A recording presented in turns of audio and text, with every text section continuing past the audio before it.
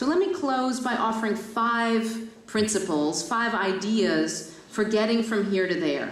How do we actually bring innovation to our institutions today in a short time frame, not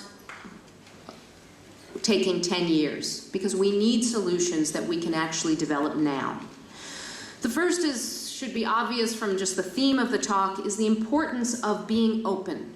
The importance of working in open ways, not only providing data to people, but working in ways that actually engage people from the get-go in solving problems.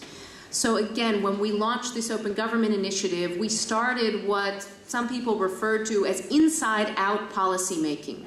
We started not as government typically does, by finishing the draft, by finishing the regulation, finishing the law, and then asking for help, but by engaging people from the outset and giving us ideas, using brainstorming platforms, using wikis, using the tools that are cheaply and usually freely available to get them to participate in how we work, to get us to participate in new ways. Data is, of course, central to this. And the more data that we can put out, the better we can understand the world that we live in. We need to not worry about what we will do with that data, because people will surprise us. They'll make that Federal Register 2.0 application that the government agency never could have dreamt up itself. They will develop new ways of looking at the data to find intelligence, to build the tools.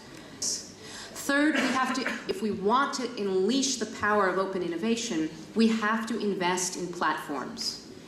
These may not be expensive platforms. They may be free and they may be cheap. But if we want to translate the ideal of transparency and the ideal of openness into practice, we have to make it possible. We've had a law for a long time that said the government must be transparent. But it's only when you have a data.gov that people have a place to put their data. It's one thing to have a theory of participatory democracy, but until you have challenge.gov, it's not practically possible for a government ministry to engage people in solving a problem. Fourth, it's crucial to invest in people, not just in platforms, because technology by itself is obviously not the solution. We have to have innovators, whether within government or outside of government, who are eager to use the tools to work in new ways. Todd Park is one of my favorite examples. He's the Chief Technology Officer of the Ministry of Health in the United States, what we call the Department of Health and Human Services. Todd sits at the right hand of the Minister, of the Secretary of Health. He is an IT entrepreneur who came out of Silicon Valley, who understands something about how to use technology, but he is at her right hand to assist in thinking through strategic uses of technology to promote the core goals of the ministry. Finally, and let me close by offering one last suggestion, and that is that we have to design the tools and the processes that we want for the democratic practices we want to have. That may mean that Twitter and Facebook are not enough. We actually have to think about how to create the systems and the platforms that will work for us. I got involved in a lot of this work because I designed a system called peer-to-patent.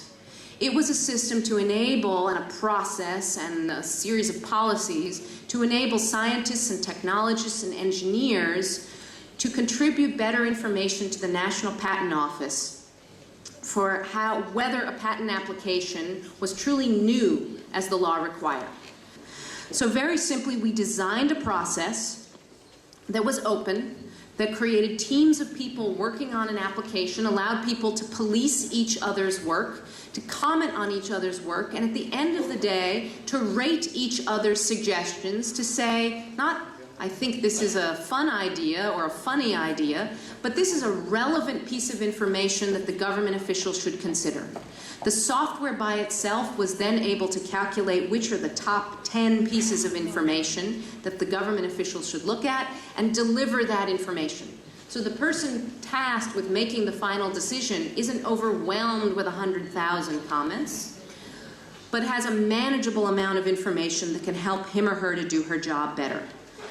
Eric Schmidt, then CEO of Google, said, why do we not have a peer-to-patent? Why is this not true for every branch of government? It makes perfect sense, he said.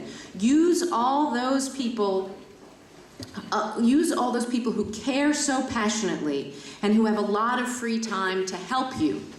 And that is ultimately what the goal is of an open government.